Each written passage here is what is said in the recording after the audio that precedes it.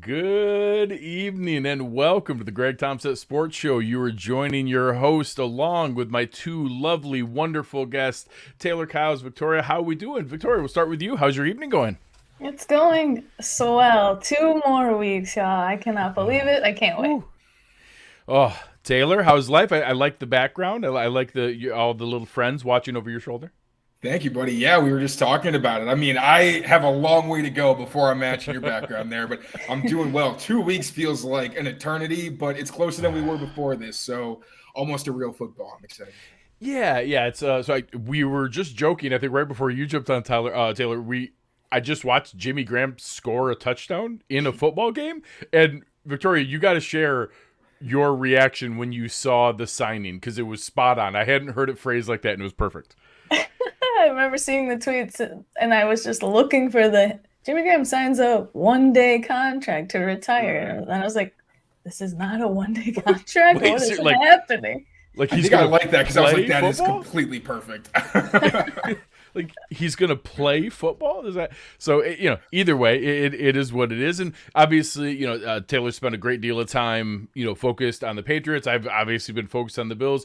Victoria looks more league wide, but obviously for more of a fantasy lens. So I think we can bring a couple different things to the table here tonight, and a lot of it before we get into the actual topics themselves. I'll start with you, Taylor. How do you approach how much or how little the actual on-field preseason action matters? We talked about this. I was able to talk to Dalton last week, and it was, kind of picking out some of the things of who plays when and different pieces, but it's hard to not let yourself get frustrated when it doesn't go well, but also not get too high when it goes there. How do you treat what you see in the preseason? Yeah, I think with its starters, if it's someone you expect to be playing a lot, as long as they're not completely botching or like what your expectation isn't like under the table, then I think it's okay because everybody's got things to work on. It's the beginning of the season. And then when it comes to guys, kind of further along where they're middle of the roster, maybe bottom of the roster, it can be concerning if you're like, all right, I have this guy towards the bottom who I really want to make it because every snap matters for those guys. Those snaps you have to kind of take pretty seriously. And then at the same time, if those guys do well, I think it's fair to get excited and say, okay, now they have something on tape that the coaches can get excited about. It's their case to make the roster. But for preseason, you can't get too high, too low, unless it's a dumpster fire like, the team that I cover now.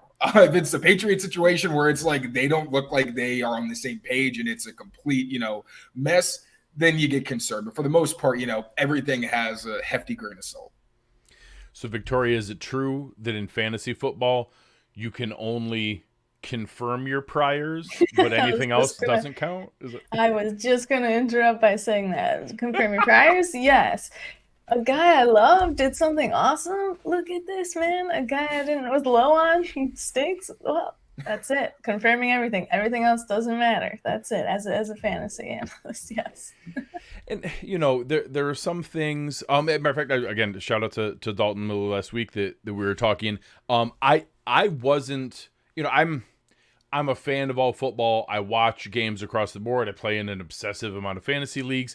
But as you get into like the depth, I can't talk about who's fighting for that 53rd spot on every other roster like I can with the Bills. So sometimes when I'm watching games, I had to ask him, like, is Rico Dowdle as good as I think he is? Because, like, I keep watching him, and I'm like, this guy's really good. I don't understand why. Like, I didn't know he was a human who existed before this. So some things like that, I always wonder, like, hey, is that going to pan out the way that we think? Or hey, is it just the right guys playing against the right other, people? But we'll see. We'll find out where that goes. But tonight, we had a couple different questions we want to go around with, and I think that some of them can be kind of fun in things we'd like to see. We've already actually seen a couple trades here in the last 2 weeks, so let's start with that question, and I'll open with you, Taylor. What is a semi-realistic, but you could be as fun as you want, trade that you wish would happen? This is purely from a football perspective. This is not as someone who covers and follows the Patriots. I'm actually kind of hoping I jinx this one. But Jonathan Taylor to the Dolphins would basically just turn them into a Madden franchise. Like, that is so much just a ridiculous amount of juice. I would like to say unnecessary, but I guess you want to win games in football or something like that. So, I mean, putting Waddle and Tyreek on the same page is one of the most terrifying running backs in the league. At the same time, Jonathan Taylor, like, I like him as a human being. I'd like for him not to have to deal with Miami's offensive line, but at the same time, that is a crazy amount of speed and firepower. So if that were to happen, I think purely from a football perspective, that'd be a lot of fun to watch. All right, guys. Unfortunately, sorry, Taylor had to leave for the night. We weren't going to be able to have him on any longer. So, despite Taylor's horrible idea, Victoria is terrified. Like, it made me like feel feelings I'm not comfortable expressing. I'm sweating myself. At this I don't know moment. why I put that in the universe. 0 stars. Do not recommend. But yeah, seriously, they already have like a 4x1 track team. I don't need them to add another 230-pound member of that track team. So, Victoria, calm me down a little bit. What is a trade that you would like to see happen? I just want to say first, before that, seeing that rumor and seeing all the tweets going around, like, hey, they made a fair offer, etc. I'm just thinking, like, can these players stop coming to the AFC? Anyone. Please. Even the NFC, anywhere. Like, just out of the AFC, can anyone leave and go the other direction once? Or go to the Patriots. or that's true, because it wouldn't really scare me either way. Sorry. That's fair. I'll go back to, I guess, a Bills lens. I just had a couple things that came to mind. I know in the last few days there's been hype around potentially trading Kyer Elam. I just don't see that happening. I mean, we need that depth. It would just be and what are you going to do? Like, the production that we've seen in preseason isn't exactly some highlight reel that he's been crushing it, and here's the highlight reel, and here's what we can get for him. I just don't see that happening. I have seen chatter. I do want to preface this with, I think we emphasize quarterback 2, backup quarterbacks for teams so much in the preseason, because that's the majority of what we're watching. And especially for the Bills, it's been semi-frustrating watching our backup quarterbacks in the preseason. So there's just been chatter on, is Kyle Allen or Matt Barkley, are they enough to get the job done? I mean, first off, the team is not going to look like anything of what it would look like with Josh Allen. That's the thing, and where I'm saying we emphasize it a little bit too much. There's been some chatter on Will Grier. I don't know if you guys watched any of those highlights last night. The Cowboys had a fantastic game. I feel like that's the kind of thing where you'd say, here's the highlight reel, and putting him on the trade block in that game. He's been in the league a while, though. I'm unsure if he would have any edge over a guy like Matt Barkley, who knows the system at this point, or Kyle Allen, who's the best friend of Josh Allen. Gosh, I can't stand it. I'm sorry. Wait, real quick. Yeah. There's a Sabres person in my same sphere who sent out a tweet yesterday that, for the love of God, can Josh just be better friends with a better backup quarterback? Like, can he just be friends with someone slightly better? That would be great. Anyone else? I know. I'm sure, Kyle, I'm sure he's a wonderful man. He's a great hang. Sure. Yeah. Awesome. It's a guy you want to have a nice drink with and have dinner, but backing you up, I'm not sure about that. I did see some other stuff too. Like, would we try to get someone like Case Keenum back? It feels icky knowing we'd likely have to trade to get him back, and we had, I don't know. It's just I'd like to see some kind of movement there, but again, I think it's a little overemphasized. So I'll give two. One is very practical. If I were the Bills, and you touched on whether it's, I think quarterback 2, I agree, gets talked about a lot more than it actually matters. I've gone on rants before about, some of the most famous examples are actually phenomenal rosters who were already carrying a quarterback, and then the backup quarterback was already about as good as the starter, and then it ended up just continuing with that awesome roster, whether it be Phil Simms and Jeff Hostetler, whether it be Carson Wentz and Nick Foles. Awesome rosters were carrying a player, and then the player switched, and it continued to carry them, and they continued to look good because they were surrounded by talent. So I think we talk about it more than what it would actually matter, and I always joke, I put Jacoby Brissett as the top of the bar of the best backup quarterback in the league. If, it's game day, and Patrick Mahomes scans across the field and goes, oh my God, guys, I thought they still had Kyle Allen. I didn't realize the Bills had Jacoby Brissett. We're screwed. Come on. It just, in a moment where it actually matters, it doesn't actually matter. So my practical trade is I would want to go to either the Lions, who obviously invested in Jack Campbell, or the Bears, who stole Tremaine Edmonds and also signed TJ Edwards, and try to get Jack Sanborn, or try to get, honestly, either Malcolm Rodriguez or Alex Anzalone. I'll make either of them work. But those are two teams that invested heavily in a position that bumped a starting caliber player to the bench who could start for us, and I would give up a material asset for one of those kind of players. And, you know, Victoria, I actually asked Anthony Prohaska yesterday, if I told you it took Kyer Elam to get Malcolm Rodriguez, would you say no? I don't. That's the right answer. Yeah, that's the right answer. Like, the right answer is, I need a minute. Yeah.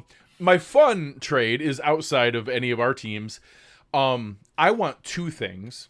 One, I don't think Kyler Murray has any incentive to come back for the Arizona Cardinals, but I think he actually probably could come back and play. I think the Cardinals should fully embrace the Caleb Williams sweepstakes, because there's a non-zero chance they could literally get assets for Kyler, get Caleb Williams and Marvin Harrison Jr., and have like the most supercharged reboot in history. So that's fun to root for, and it's in the NFC, so God bless them. I would love to see Atlanta give up a bundle to put Kyler Murray in the middle of that group of Drake London, Kyle Pitts, Mac Hollins, Bijan Robinson, Tyler Algier. Just plug Kyler on the turf into the middle of that. I just think there's so much fun and potential in a pretty down bad conference and division, and I think it would give Kyler like the impetus to be like, hey, you probably can actually come back here and play. Why don't you do that? Those guys are going to try to talk you into sitting out the whole year to help stack more wins and then trade you anyways. So my fun trade, Taylor, what would you think of rooting for watching an Atlanta Falcons team come Thanksgiving that could have Kyler Murray piloting that skill position group? I just want the Falcons to be good because I really like their skill players. Like, they're so close to being like Dirty Bird level. Like, yes. I really am going to set time aside and watch some Falcons film. On top of that, like, it kind of reminds me of when Kyler had a decent supporting cast when AJ Green was good. They had Hopkins, they had a decent run game. Obviously, you know, the Cardinals ceiling was only so high with him. But hell yeah, man, I'm all for that. I'd like a fun Falcons team again. Yeah, sneaky, one of the like most underrated best offensive lines in the league for a team that nobody really thinks about that. I mean, to be fair, we don't know how well they pass protect because they don't really do that. So we're being totally honest. Like, they block the hell out of outside zone, but I don't really know what else. If you're going to do that and find out, at least find out with a guy who can run fast. So I like that. All right, so that kind of eased into things a little bit here. Let's go for. And we'll start with you, Taylor, and you're probably going to make me upset again because you talked about Jonathan Taylor going to the Dolphins. Now you're probably going to talk about something good with the Patriots. What's your most pleasant surprise so far this preseason? I'm actually going to say someone that I watched covering the Patriots, Jordan Love, actually. Ooh. I really like what I've seen from him so far. Now, it hasn't been perfect. I will get that out of the way. I think some of the decision-making I saw in the Patriots-Packers game, like there were a couple bootlegs. I thought he could have gone downfield, forced it low. Underneath accuracy could use some work, but especially at practices, man, he had one throw to Christian Watson where there were two defenders converging, just a dime and a moon ball. He's had a ton of throws that have been pretty much indefensible, like just putting it in the perfect spot where defenders can't touch it. There was one play he had to Romeo Doubs where I think it was Isaiah Bolden in coverage. The ball was in the air for so long. I think Doubs even had a hard time judging it because he looked like he was pretty sure it was coming. And it was like, oh, wait, no, I got a couple extra seconds. And then it almost wound up being pass interference. So, I mean, the Packers, another team where their skill players are a lot of fun. They got the two young backs. Love Aaron Jones especially. Christian Watson, Romeo Doubs. I loved Jaden Reed coming out of Michigan State. So if you can get all that talent with a pretty good offensive line as well, talented defense, and then you can actually put it together with a decent quarterback who's going to take his lumps, you know, they're probably going to have to lean on the run. But if he can do his thing and make them a competitive team, I think that's going to be a team that's going to be a lot of fun to watch and one that, you know, maybe get some primetime games again, like bring the Pack back. It's not like they were off the face of the earth. You know, they had Aaron Rodgers last season, but they weren't as fun as they used to be. And I do think with Jordan Love's talent, with the second-year receivers and the rookie, like I said, Jaden Reed. I think that could be a real explosive offense under the right circumstances if Love kind of elevates that level of play. I like it. I like it. Victoria, how about you? What is the most pleasant surprise you've seen this preseason? I want to talk about the Bills, but now that Jordan Love was mentioned, Kenny Pickett comes to mind, and the Steelers, and Pickett to Pickens. Pickens is looking like he talks himself up a lot, right? I don't know if you've seen certain quotes he's said about himself, but like when you're gonna do that kind of stuff on the field and in practice, he might have the chops to back it up. I'm actually I don't want to bring up the last preseason game against the Bills last week, but I am excited to watch the Steelers. On the Bills side, I don't know, Greg, if you're going in that direction, but the rookies through and through, Kincaid and Osiris Torrance, they're looking like they're going to be really good contributors this season.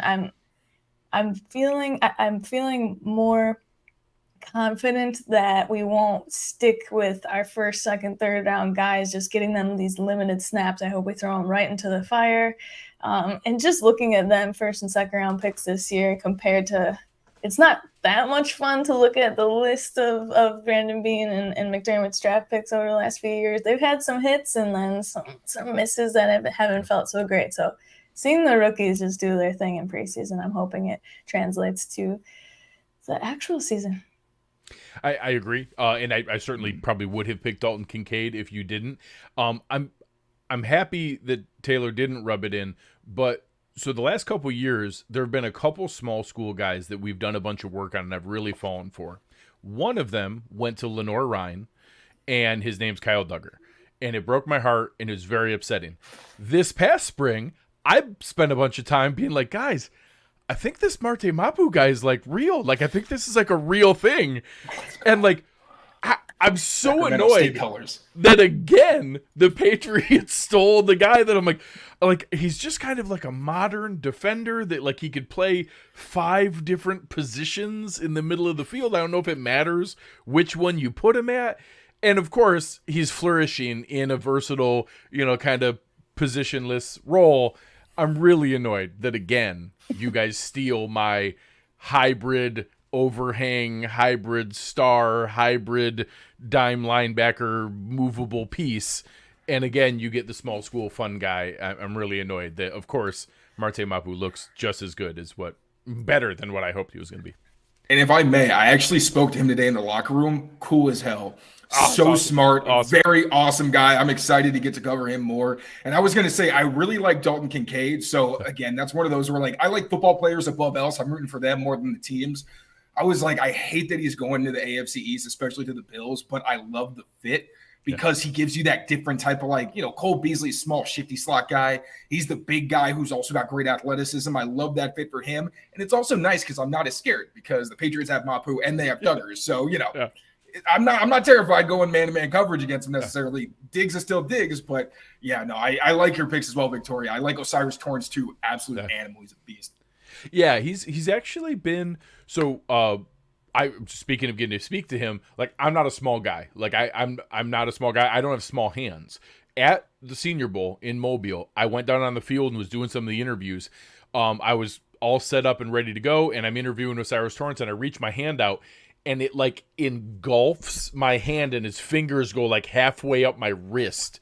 And like, I never feel like a tiny little human. He's the biggest person I've ever seen. Like he's just like weirdly wide. Like it's crazy how wide his frame is. And we weren't sure, obviously a little scarred with the Cody Ford experience. I'm worried about like the cement shoes and everything like that for especially guys who, I think that for a good stretch of time, Osiris Torrance was like 380, 390, probably touched 400 at some point. And he's the kind of guy that at 330, you could see, sometimes when you see like a guy's midsection that's lost like a whole bunch of weight and you can see kind of the skin looks a little bit different. He looks like that at 330. So he's 330 pounds and you could tell put in a ton of work to get down to 330 pounds. And then we were, so we know if he gets his hands on you, you're done. He's going to road grade and do that. We've seen that. I saw him do that with Andrew Billings. Like, Andrew Billings is one of the more immovable pieces in the NFL. He took him over a gap and a half.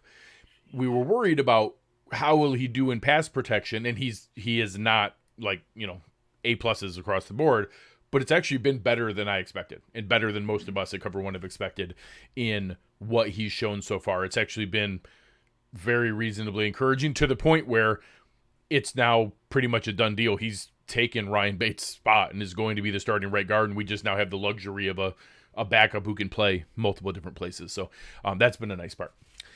Victoria, we'll start with you on this one. Who is a player you might be ready to admit you were wrong about? I always warn people, anytime I'm getting a little too, big for my britches, just go search the terms like my @Greg Tompsett with Hakeem Butler, wide receiver 1. Like, there's, everybody has those guys that you had told yourself this was going to be the time. Who do you now feel like, maybe it's not going to happen? Oh, this is hard. As soon as I read this question, the first kid I thought of was Deuce Vaughn for the Cowboys. But it's a little too early. I mean, he's looking good in preseason, but again, can we go too high or too low in preseason? Yeah. Sure, but then I was like, what is he, 170 pounds? I'm like, there's no way, there's no stats, there's no metrics here that show that this kid's going to be successful in the NFL. But does have a little help on his side with the family in the coaching room. But I want to talk about the Bills. I don't know if I want to say I was wrong about this player, or rather this room, but I had my doubts. I think I would rather frame it that way with our running back room. Not that I doubted James Cook or anything like that, but I just kind of I wasn't sure if he was going to take that next step for us and slot into that, not necessarily the Singletary role exactly from last year, but Damian Harris as well. With the Patriots too is amazing, but I see a lot of arguments on Twitter all day long, right? Of course, I'm on there, and I'm seeing, we love Damian Harris over here, and people are arguing, well, we have Zeke, and Zeke's worst season was Damian Harris's best season, blah, blah, blah. So, but Damian Harris, he's looking healthy yesterday, had that goal line touch. Cook was running hard, looking really elusive. I hated to see that 20-yard gain negated by a penalty. Also, Latavius Murray has no right to move the way he does at 6'3", 230 and 33 years old. He has no right to move the way that he does. It makes no sense. Absolutely. Like, exactly. The running back room, I'm more worried about the O-line, of course, but just in seeing Damian Harris vulture that goal line touchdown, the fantasy player in me kind of winced a little, but the Bills fan in me was obviously stoked. So you like to see that with Harris. Yeah, exactly. I just love that that's what he was signed to do, the bigger, more physical goal line back, Cook in between the 20s more, but obviously the pass catching running back. I'm like way more excited about a running back room than I was a few months ago. Nice. Taylor, how about you? So I hate to pile on the guy, but N'Keal Harry was the only name that really I'm wrong a lot. I have plenty of options, but I really did think he was going to thrive with the Patriots. Now, to be fair, I expected the Patriots to use him the way he should be used. Like ISO situations, just throw it up and let him catch it. I think the screen element of his game, like the yards after catch, I definitely overestimated. I think that did not translate to the pros. I think the speed of the game had a lot to do with that. But I was thinking, okay, with the Pats, they're not using him right. I'm glad he gets to go somewhere else and try it. Bears, I thought, were a perfect fit for him. Justin Fields is going to give him those deep opportunities. Didn't stick with the Bears. Wasn't able to stick with the Vikings. Obviously, it's not like the Vikings are aching for receiver help necessarily. But, at some point, you got to look at a guy's track record. I don't know if it's confidence. I don't know what it is. I wish him all the best. And, seems like a good dude. But, yeah, I was dead wrong because I really thought he could be one of the first real hits that Belichick took at the top of the draft. And that did not come to fruition. It was a real shame. So I'll give a couple here. One is kind of similar to yours, Victoria, and you brought his name up earlier. I was pretty adamant that George Pickens was one of those kind of Like, yeah, the one trick is cool, but he's a one-trick pony, and there's a reason he has to make acrobatic, amazing contested catches. They're all contested because he runs a 4.55 and can't get open. And at some point, it just, whether it's, and I'm not going to put him on par with like a DeAndre Hopkins or someone like that, but at some point, you're just too good of a receiver, and that not having all the other physical abilities or the explosiveness just stops mattering, because if you always catch the ball, I guess it doesn't matter how easy it was or what you had to do it. And he just continues to make it that, like, nope, I guess he's just open when he's not, and it just doesn't matter. You could just throw him the ball and he's going to catch it anyways, because it doesn't matter where it is. So we'll see. I still, a piece of me wonders if the ceiling is more Mike Williams-ish, in that like he could be just an awesome downfield jump ball guy, but I don't know if he has the other parts of the game, or is there a DeAndre Hopkins element of it that, Hopkins was never the fastest or the quickest or the best in and out of breaks and things like that. He knew how to use his body, and his hands were so ridiculous that it didn't matter.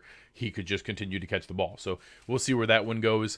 And then on the other side of it, there's some people that I was kind of rooting for and just trying to figure out a way, like, hey, is this going to be when it works out? And, I kind of wondered, could Taylor Heineke beat out Desmond Ridder? But one that I did not think was going to be anything, I was adamant Sam Howell was not going to work. And he's actually looked really good. He's looked really good. And I know there's some nice skill position talent. And we'll see when the real bullets start flying and everything starts going. I'm not ready to sign off that, like, yes, I'm absolutely wrong. But he's looked much better than I thought he was going to. And God bless him, because Terry McLaurin deserves for somebody to throw him the ball accurately. And if Sam Howell is that guy, I'm ready, and we'll see where it goes. All right, our final question here. What is the hottest division winner take that you each have? Taylor, I dare you to say it out loud. I'm trying to read the room and understand my surroundings. So I tried to keep this as not Patriots as possible. I appreciate you throwing me the Marte Mapu bone. But this one, I'm going to say the Giants, actually. Because that's a hot division. Like you already said, the Commanders, I think they're pretty sneaky. They're going to be, I think, more in contention than people expected. There with the Patriots is one of like the best pick to be fourth teams in a division that could sneak into the playoffs. And, almost everybody has them ranked fourth. I think they're very similar in that vein.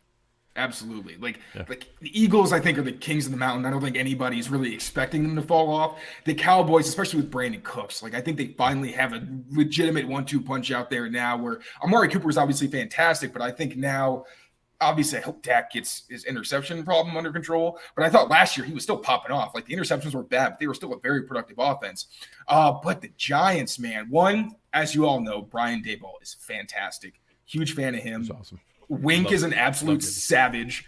I think last year against the Patriots, the guy set a preseason record for blitzes. He was going double A gap and coming off the slot. I'm like, are you actually trying to get somebody killed? Because these linemen don't know what they're doing out there. Then he got Isaiah Simmons, who I think if he just like lets him off the chain and is like, I'm just going to let you be like a rabid dog and just attack quarterbacks. I looked up his pass rush tape, and he's actually really good. Like he has good instincts for when he knows he's coming on a blitz to get his hands up when guys are trying to get it out quick. I think if anybody's going to bring out the best in Simmons, it's Wink. They got Deontay Banks in the draft. Love Deontay Banks. Dory Jackson's a monster. That whole defense, I think, surprised people last year. And Danny Dimes, like, still got to work on the turnover stuff a little bit, but I didn't think he was an NFL quarterback for a long time. Yeah. I thought he was kind of what people think Justin Fields is, where, like, he throws a pretty deep ball and runs really well, but he can't do the other stuff. I think finally with Daboll, he finally got, like, a little bit of confidence and could play more within himself. Even better this preseason. Even better this 100%. Preseason. And I'm rooting for the kid. I mean, kid, he's older than me, but you know what I'm saying? And Jalen Hyde, I think, fits that scheme perfectly. Darren Waller, like, even if he is, has some lapses in accuracy, it doesn't matter because you got Darren Waller, who's basically a receiver in a literal Giants body.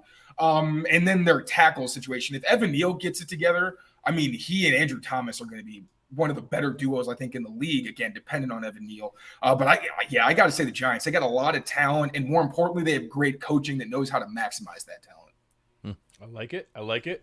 Victoria, where are you going? Ooh, well, I thought we were talking our division, but if we're not, we certainly can. I got a lot to say about that.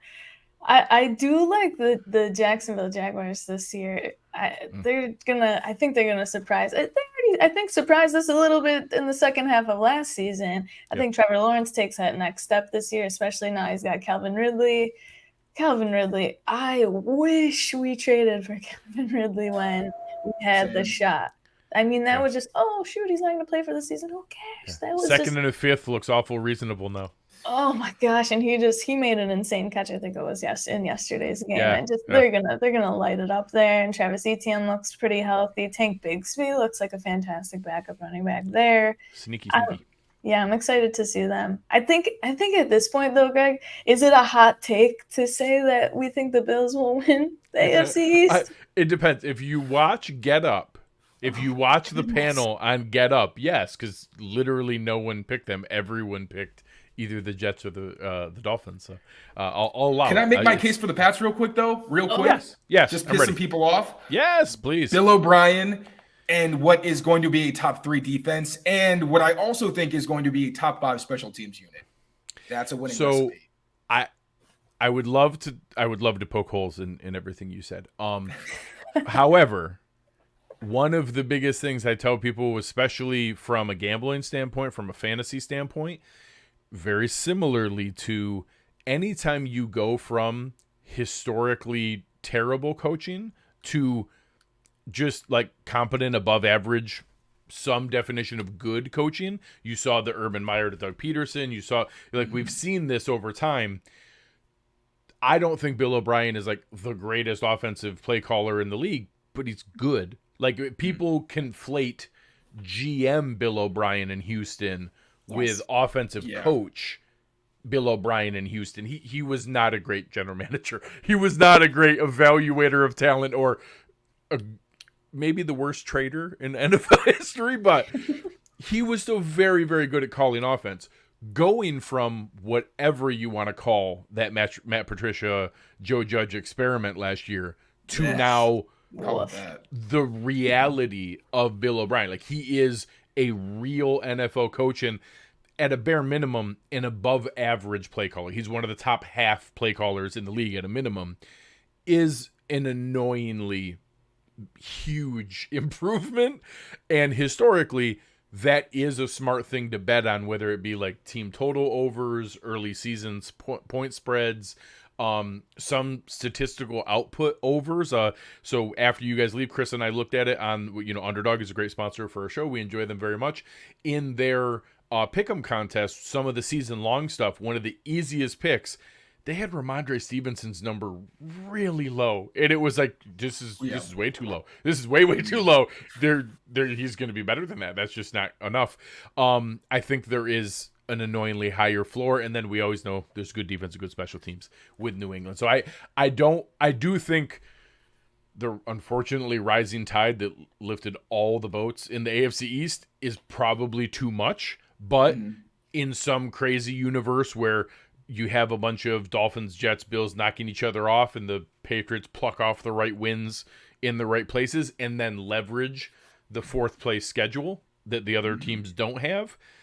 You can tell me a path where that ends up panning out, better than what people expect. I am not going to be betting on the Patriots season win total under. I'm not, because I do think there's enough possibility that I'm not going to mess with it. So I think there's actually a lot of fun ones you can kick around. I think you can make a case for Seattle sneaking out the NFC West. Yeah. I think you can make a case for Detroit in the North. I think you can make a case for Atlanta in the NFC South. I think there's, I don't think there's a great case, obviously, in the AFC West, and the AFC South might be the easiest one of all 8 divisions to pick. I do think, and I want to give credit, I think Sarah might have said it in the chat here. I got to find it. I think there's a sneaky case to be made for Pittsburgh. So if I'm going to go hottest division winner take, one, I will say I am picking the Ravens to win the NFC North, not the Bengals. And I think you can make a case that Pittsburgh, who I think by most metrics and by most Vegas win totals and division odds are fourth, I think have as good of a chance as a fourth place team as any team there. And I think some have it at like plus, I don't think it was plus 700, but I think it was above plus 500. And that you're telling me that, Mike Tomlin now with some genuinely improved offensive line play and a second-year quarterback and the skill positions around there, and still almost all of those defensive pieces. I think Cam Hayward's still Cam Hayward, and you still have Minka and TJ Watt and everything else that they have there. You can tell me a story where that ends up mattering and that ends up coming through. So my hottest one, and I will say I'm annoyed because last year I got to give Uber a really hard time because he picked New Orleans, and I got to just rub Dennis Allen in his face all season long. He's also on the Steelers, and he called it publicly earlier than I did, but I agree with him, and I think it's a sneaky pick. And I agree with Chris. It makes me sad because I hate agreeing with him. It's very annoying. All right, guys. Before we get out of here, why don't you each let the folks know what you guys have coming up and where they can find more of your work? We'll start with you, Taylor. I actually have a Marte Mapu piece coming out in the morning. So even if you just like football, I think you'll have a good time looking at that, seeing how the Patriots used him in the preseason. You can find that over at CLNS Media. That's where all my written work is. And on Twitter, apparently I'm an idiot. I don't have a real name. I just have a Twitter handle. So yeah, that's the name on my birth certificate right there, at TKyles39. And you can also find me there on Twitter. I love it. Victoria, how about you? What do you have going on? Yeah, you can find me on Twitter and Instagram at FFB_Victoria. I'm taking it easy this season. I'm hopping on pods here and there, but my messages are always open for Start Sit. I might be on some Start Sits on Sunday morning, some of those shows, so check that out. That's my favorite thing to do, right? Because we're all just looking to confirm our priors. Yeah, absolutely. Anytime you have questions, I'm just going to direct people to Victoria. She can answer because I get anxious about people coming and yelling at me. You told me to start Jimmy Garoppolo. Look what happened. Oh, all right. So thank you guys very, very much. I appreciate the time. Of course, you guys were fantastic as always. And we'll see you soon. Thanks so much, guys. All right. So before we jump into the second portion of tonight's show, we are going to be talking a little bit about our friends over at Underdog. They've been fantastic to work with. We've got a couple fun things going on. We've actually had a really fun, draft going on that we've had going for a while here. We've done a best ball draft. We had, I think, 9 different folks from Cover One and 3 other people. Actually, Victoria too has been on the clock. I could have even asked her if she was ready to pick. I think her choice just came up just a little bit ago. So it's been a ton of fun. Make sure you're checking them out. You can use promo code Cover1. They will match up to $100 for your first deposit. It's a really great way if you're getting into draft season or you want to find a way to be able to do some more prep and find like real values for where guys are going right now before your draft. I think Underdog is the best way to prepare for that, because instead of going onto a website where somebody logs in, at the beginning, takes Tom Brady in the first round and then drops off, you actually get realistic values of where people are going, where people are taking different guys, and you can really prepare for it. So I think doing the Underdog best ball drafts is a really great way to prepare for your home league, where you don't want to have that, last place finish where you have to go in and eat waffles at a Waffle House or, wear a sign that says I'm horrible at fantasy football in the busiest corner in your town, whatever your last place punishment may be. It's a great way to be able to prepare for it. We'll also continue to talk during the season as we see matchups for the higher or lower contest, the pick'em contest, the rivals contest. We'll be doing a lot of really good content with them all year long, but make sure you're checking out all the fun stuff over at Underdog. Take a look, use promo code Cover1 or use the link in the show description here below, and it'll take you everywhere you need to go. So appreciate them very, very much. Without further ado, our final segment for this evening will be unveiling my Buffalo Bills 53-man roster projection. I am excited to be able to, I'm trying to kick around a couple different ideas. I've actually changed it a couple times here in the last little bit as I went through trying to figure out exactly how I wanted it to look and what I wanted to be able to use some of the different spots for. So let me get it so it shows up as big as possible on the screen. Let's try this. How's that do? There we go. All right. So the easy portions, I don't think there's anything all that complicated. Obviously, I think you can even put insert backup quarterback here. I know some people were talking about PJ Walker just got released. I think Matt Greer is interesting. I think it's most likely that just because of the time on task and the understanding of the playbook that Kyle Allen is there. However, I will say Case Keenum is an interesting case study because Case Keenum is someone who could literally come in and just immediately be able to play because he already knows the playbook. So I do think that's an interesting one.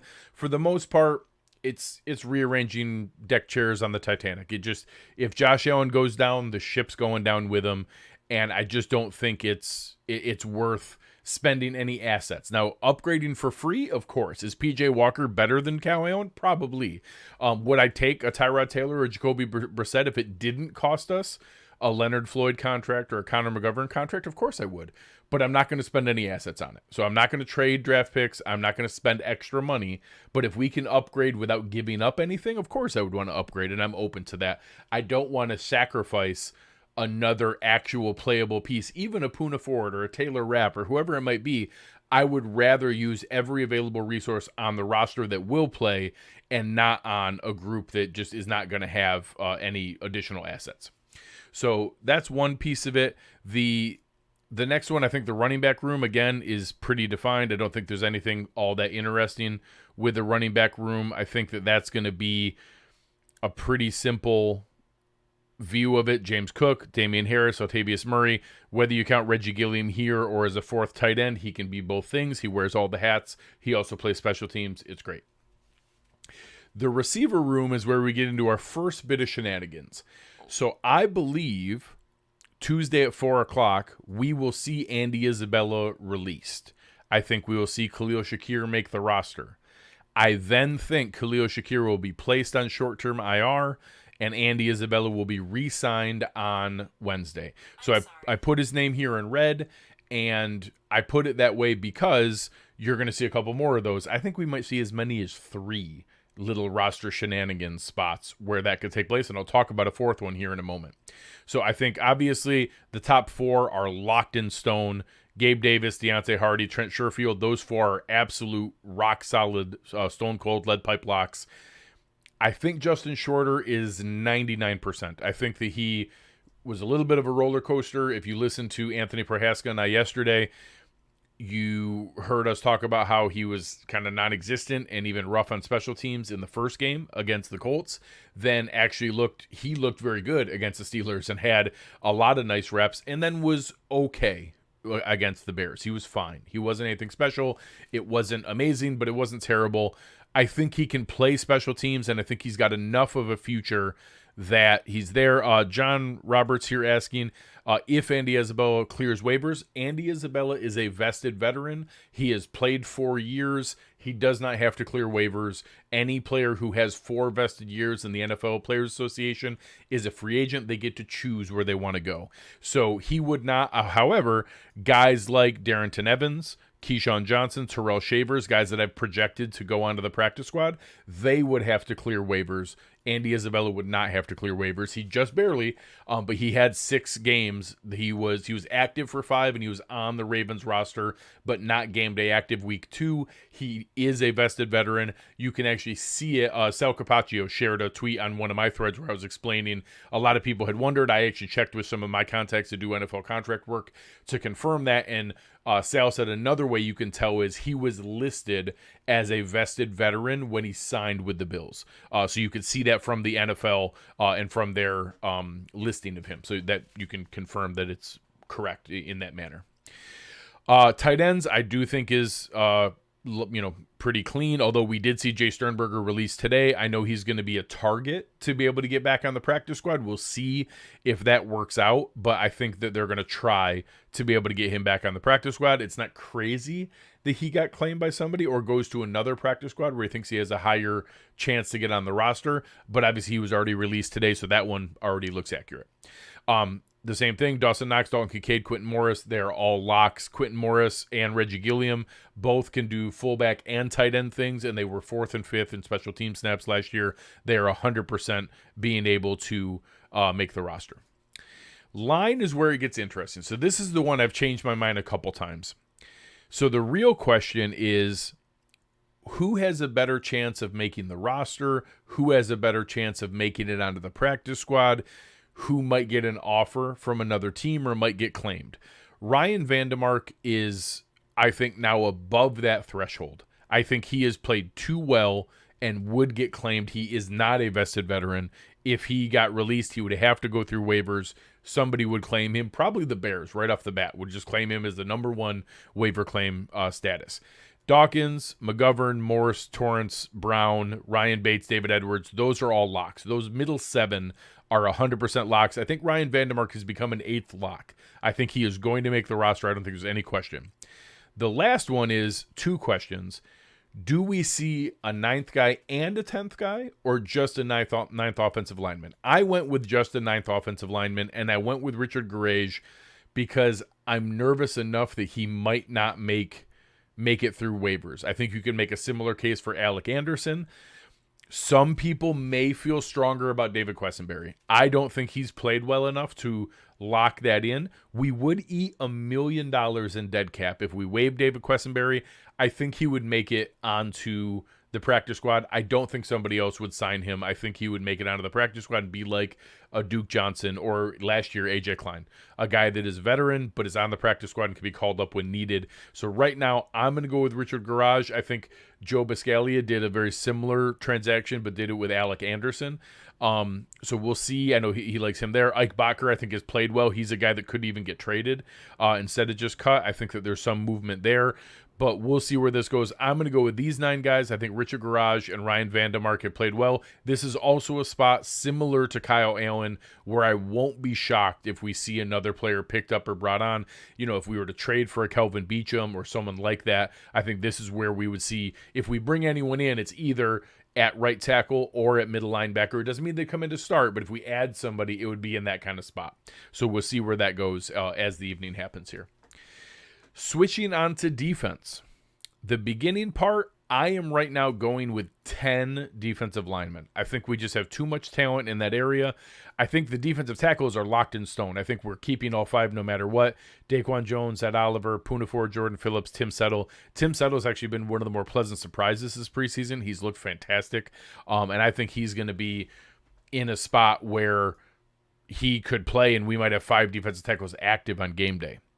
Right now, obviously, Von Miller, I think, is going to stay on PUP. We don't need to clear a roster spot for him. He has not passed a physical. I don't think they're going to have him pass a physical. I think that Von Miller will simply go onto the PUP list. He'll sit there for 4 weeks.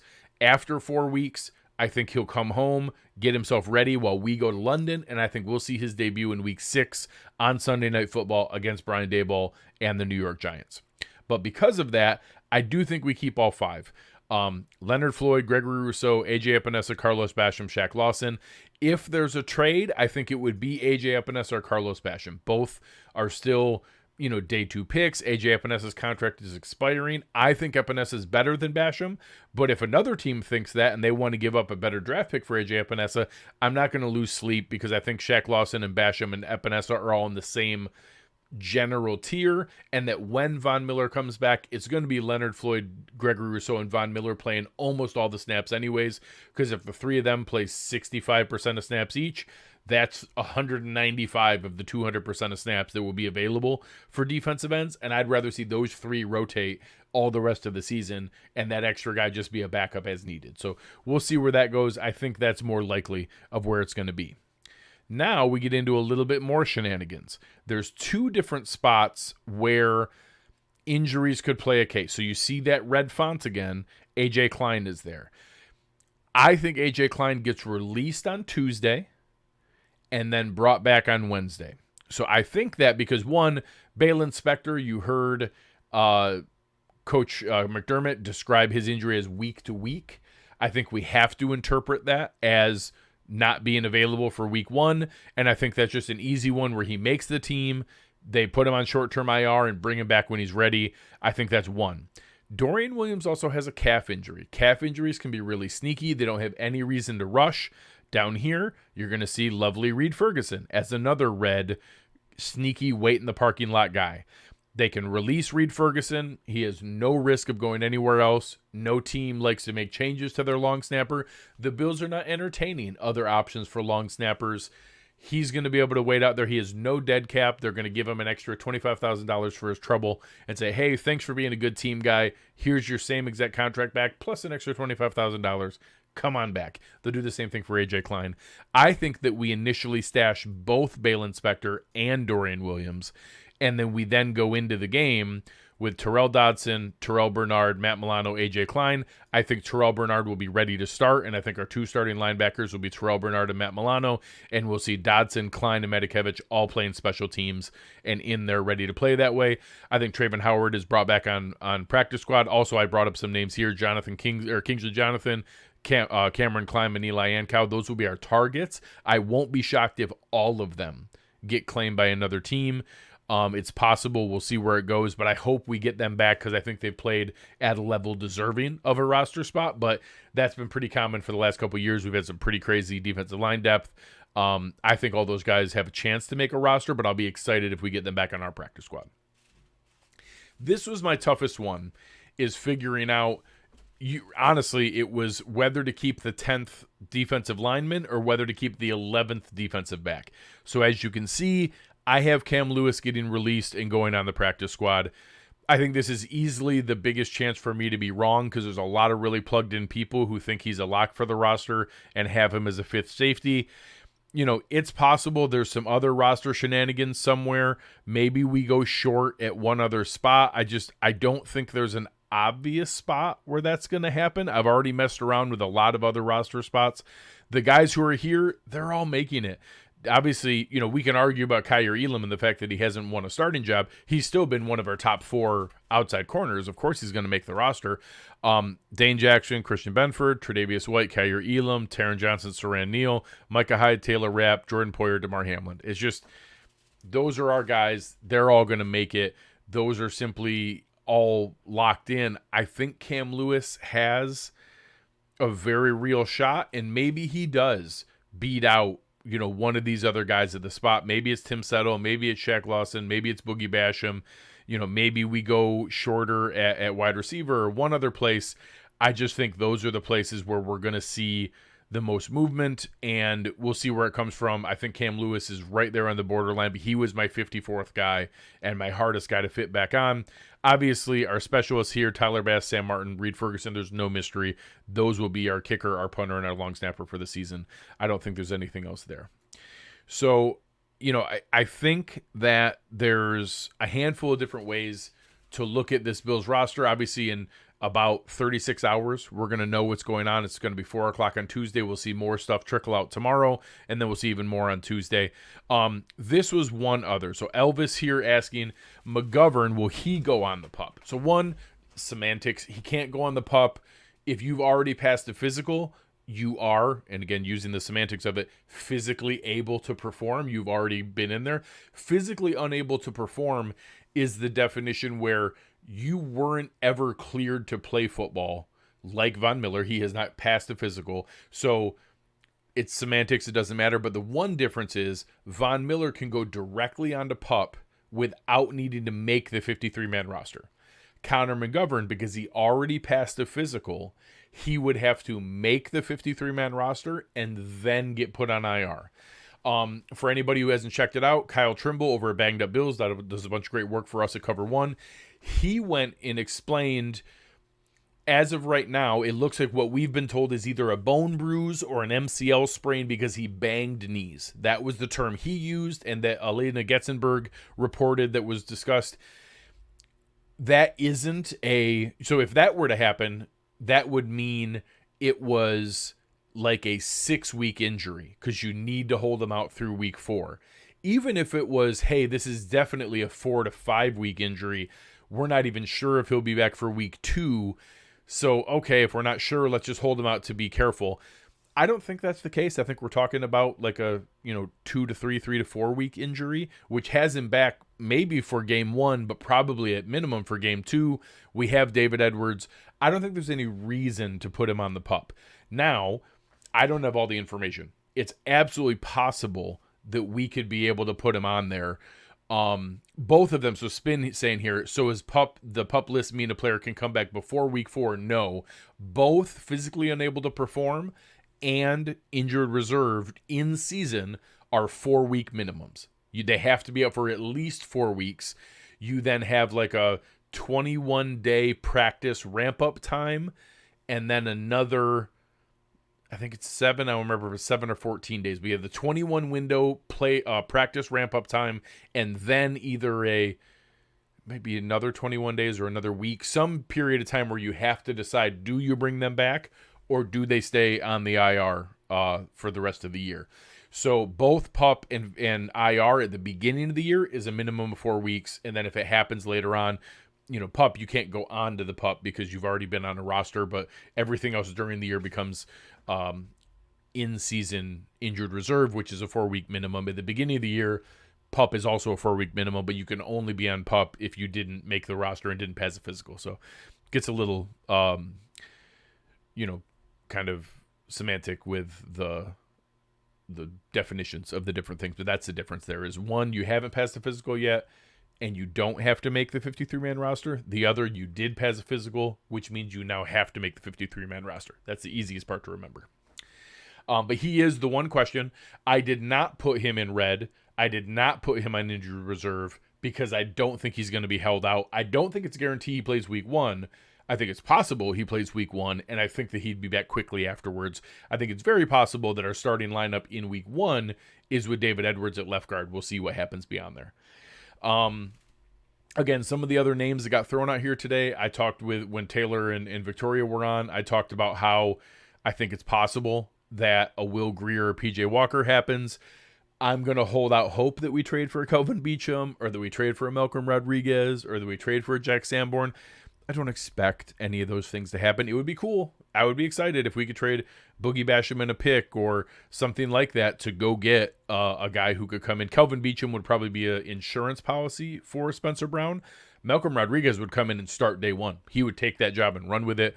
I think Jack Sanborn would come in and start for us day 1 at middle linebacker. Those guys would be cool. I don't think there's anyone who's going to get cut who is also good enough to start for us. Maybe there's some guys who get cut or are good enough to make our team at right tackle or at middle linebacker. I don't think there's a guy who's not good enough to make another roster and is good enough to start for us, even though we're disappointed with the guys we have. I think Terrell Bernard's better than that. I think Spencer Brown at least still has the potential to be better than that. We'll see. But I don't expect that to happen, but I will root for it. I'm hoping that we could find something like that. So for everybody else here, for Chris running the production in the background, for my guests, Victoria and Taylor, they were great. You guys in the chat were fantastic today. I really appreciate you all. Spin and Sarah and RJ and everybody else that was hanging out here tonight. I really, really appreciate it. Everything else we have going, we're going to be doing this kind of setting for the Greg Tompsett Sports Show, focusing more on football through the fall here. Probably doing some fun Sunday shows, especially when there's a non-Sunday Bills game. When the Bills don't play on Sunday, I'm going to do some NFL roundtable recap stuff, going around, bringing on some guests and watching some of the different stuff that happened throughout the week. Maybe even jumping on during some of the witching hour there at 7 o'clock, being able to go in. And as Chris pops this up here, make sure you go through. This is a new show. We're just getting it started. The best way you can help me out is to go and just press that like button, give us a rating or review, leave some comments, let me know I'm crazy, or heck, just leave a comment that says, hey, I'm just leaving a comment to help the algorithm. I don't care. They all work the same thing. They don't read the algorithm doesn't read the comments, but help me out. That would go a long ways. We're trying to get this show up and running and started. I appreciate you jumping in here tonight and watching with us, but the best thing you can do is to be able to press that like button and help us out. But on behalf of Chris, on behalf of Taylor and Victoria, you've been listening to the Greg Tompsett Sports Show, and we are out.